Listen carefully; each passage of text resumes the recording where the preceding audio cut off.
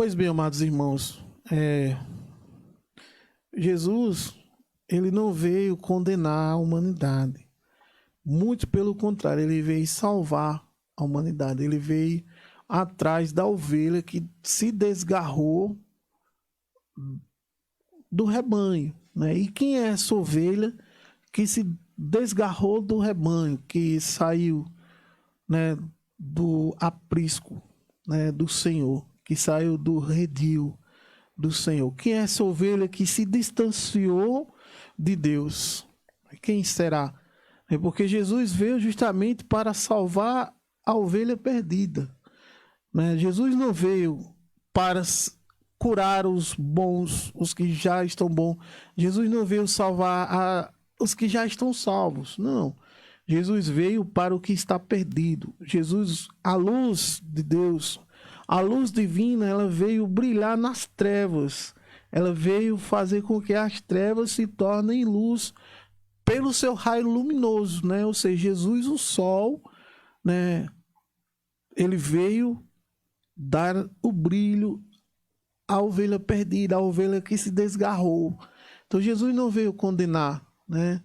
Então Jesus veio salvar, ele veio dar vida nova. E quem é essa ovelha que se desgarrou, né, de Deus? Quem é essa ovelha perdida? Amados irmãos, essa ovelha perdida é a humanidade, né?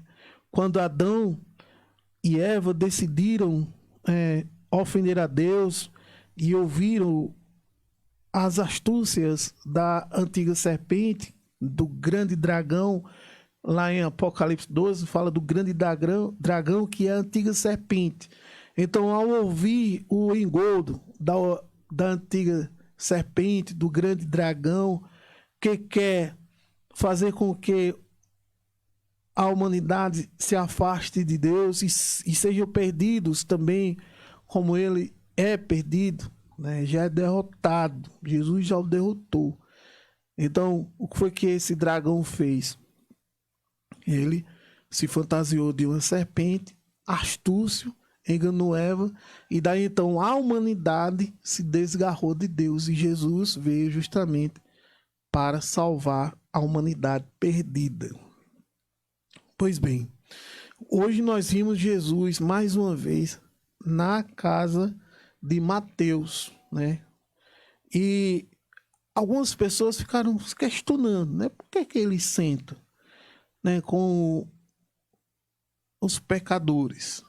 Justamente por isso, porque Deus veio chamar todos os pecadores a uma vida de arrependimento, a uma conversão de vida. Deus veio abraçar todos nós para vivermos uma nova vida, né? Às vezes nós até nos atrapalhamos nessa questão, porque às vezes nós achamos que Deus veio para os pecadores, Deus é misericordioso, né? Deus não veio condenar. Às vezes nós pegamos essas palavras isoladas e às vezes nós usamos dela desculpa para continuar no pecado, né? Ou para ser conivente com o pecado, ou para tolerar o pecado. Onde que pode um negócio desse? O pecado, ele deve... O pecado, lembra, eu estou falando do pecado, não é o pecador. Mas o pecado, a situação pecaminosa, ela deve ser intolerada por nós, por cada um cristão que é filho da luz, que foi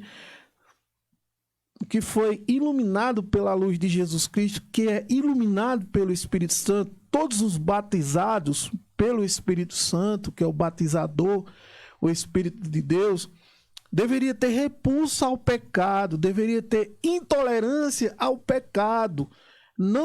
Nós não deveríamos ser convenientes com o pecado, nem estar dialogando com o pecado, né?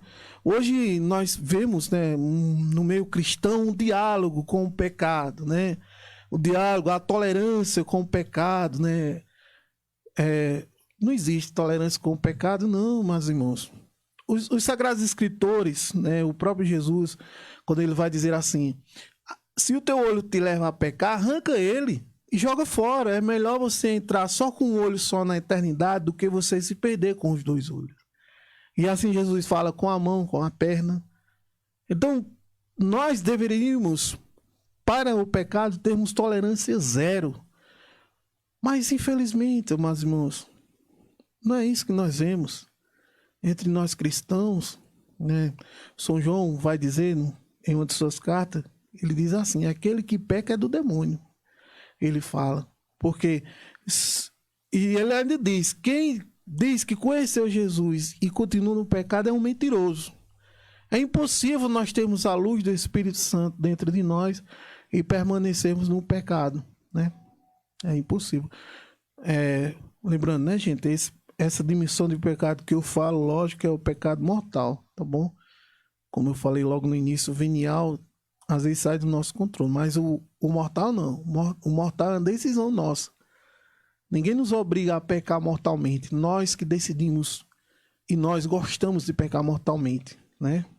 É uma decisão nossa. Então Jesus estava ali com Levi, com Mateus. Jesus olha para Mateus e diz: segue-me. E nós acabamos de ler. Mateus, levantando-se, ele deixou tudo e o seguia. Amados irmãos, quando Mateus levanta e deixa tudo e segue Jesus, ele deixa também o pecado para trás. É isso que Jesus quer de mim e de você. De deixarmos o pecado e seguir Jesus Cristo. De toda a humanidade, Jesus espera isso. Logo cedo eu fiz uma reflexão na rede social. Se nós não vencermos o pecado, nós não iremos conquistar a vida. E São Paulo vai nos ensinar isso, que o salário do pecado é a morte. O salário do pecado é a morte. Quando nós estamos pecando mortalmente, nós estamos se distanciando da graça de Deus. Então nós não podemos ser coniventes com o pecado, arrumarmos desculpa. Veja, vocês ouviram o que foi que Jesus falou no final? Eu não vim chamar os sãos, porque eles não têm necessidade de médico. E sim os doentes.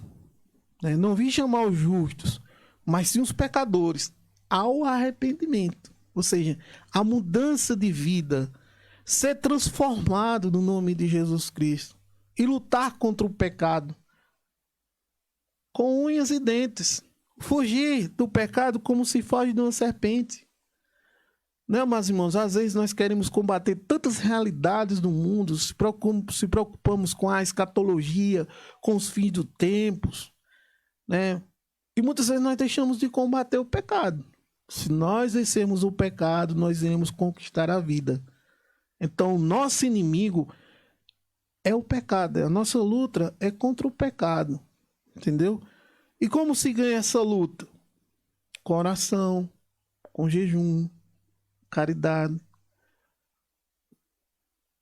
colocando no nosso coração a fé, a esperança, o amor, sempre presente no Santíssimo Sacramento do altar, no sacramento da confissão, lendo as Sagradas Escrituras, procurando ser uma pessoa boa, fazer o bem sem olhar a quem, não negar as verdades que nós aprendemos na Santa Mãe Igreja, obedecermos os 10 mandamentos, ensinar os outros a obedecerem os 10 mandamentos, ser filho de Deus, ser pessoas novas, dispostas a viver e a seguir Jesus Cristo, nosso Senhor. Nascer de novo.